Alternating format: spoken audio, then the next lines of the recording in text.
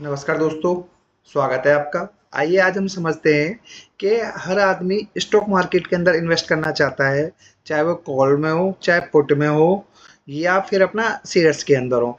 पर दोस्तों उससे पहले आपको स्टॉक मार्केट में 3 बातें ज़रूर पता होनी चाहिए, जिसके बेस पर आप अपना ट्रेड कर सकते हैं, किसी शेयर्स को ले सकते हैं। इन तीनों को हम फंडामेंटल कॉन्सेप्ट कहते हैं।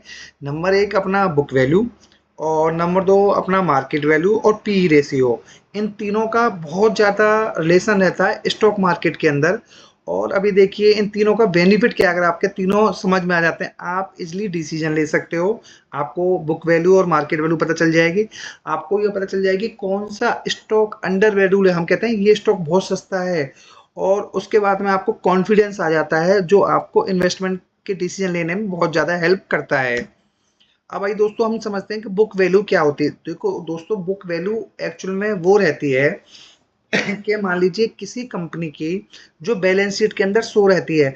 अगर आज कंपनी को हम बेच दें तो उसकी जितनी भी असेट है उसमें से लायबिलिटीज को माइनस कर देंगे, तो जो अपना शेयर होल्डर के हाथ में आएगा उसको हम अपना बुक वैल्यू कहते हैं। और दोस्तों बुक वैल्यू का एक सिंपल फार्मूला है, total asset minus total liability. और जो अमाउंट बचेगा उसको हम टोटल नंबर ऑफ शेयर से अपना डिवाइड कर देते हैं। आइए इसको एक दोस्तों एग्जांपल से समझते हैं। देखिए दोस्तों, यहाँ पर एक बुक वैल्यू, एक कंपनी है, उसके पास में कैश एंड इन्वेंट्री मिलाकर 1,000 करोड़ रुपए की असेट है। जस्ट एक अपना एग्जांपल के लिए वैल्यू ली है। और लायबिलिटी है उसकी 400 करोड़, डेट एंड लायबिलिटी मिलाकर। अब नेट वैल्यू कितनी बचेगी दोस्तों अगर आज कंपनी को हम सेल आउट करते हैं। देखिए असेट हो गई 1,000 करोड़ रुपए की, इसमें से 400 करोड़ रुपए माइनस कर दीजिए आप, तो 600 करोड़ रुपए बचा। 600 में जितने नंबर ऑफ शेयर, मान लीजिए इस कंपनी के अंदर 100 करोड़ शेयर हैं, तो 600 करोड़ डिवाइडेड बाई 100 करोड़, तो बुक वैल्यू आई पर शेयर की अपना 6 रुपए।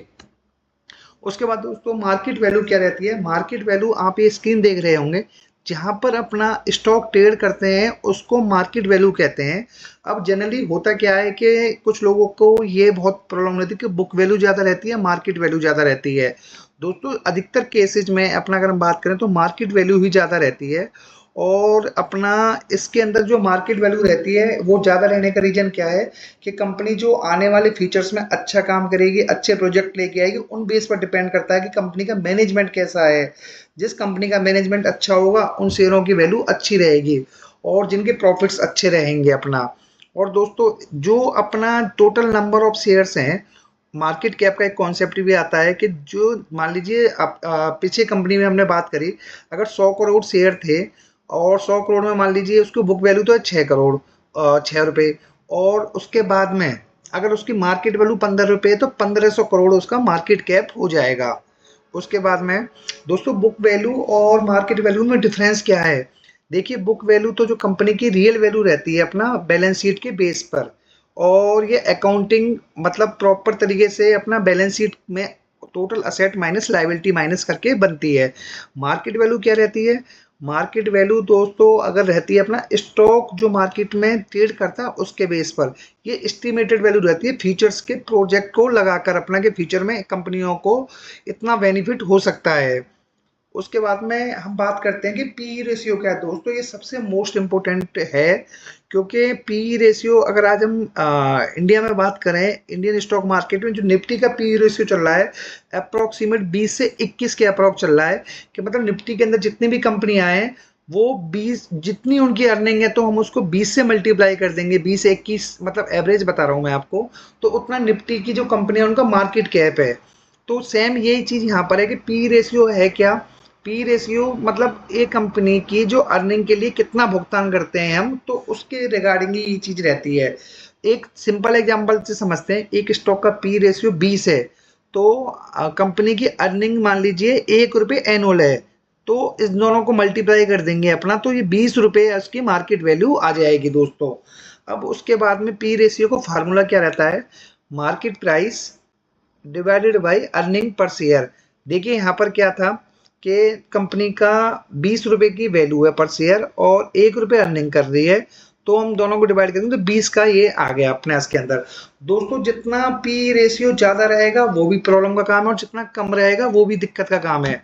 उसके अंदर ये समझिए, अगर नॉर्मली हम ये कहते हैं जो इन्वेस्टर्स के अंदर बात चलती है कि लो पी रेशियो अगर 15 से कम है तो वो अंडर वैल्यू रहता है, और 15 से 25 के बीच में तो एवरेज है। अगर 25 से ज़्यादा है तो वो भी कभी नहीं लेने चाहिए, क्योंकि वहाँ पर जब मार्केट में क्रैश आता है तो वो बहुत तेज़ी से गिरते हैं। और उसके बाद में दोस्तों, अगर आप एक प्रॉपर इन्वेस्टमेंट स्ट्रैटेजी बनाना चाहते हैं, सबसे पहले बुक वैल्यू को चेक करें अपना कंपनी की। उसके बाद में मार्केट वैल्यू को चेक करें, इन दोनों में कितना डिफरेंस है। ज़्यादा डिफरेंस नॉर्मली क्या रहता है, जो बुक वैल्यू रहती है उसके 4 to 5 टाइम्स मतलब मार्केट वैल्यू रहती है।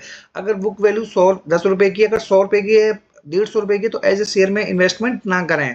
उसके बाद में दोस्तों पी रेशियो का करें।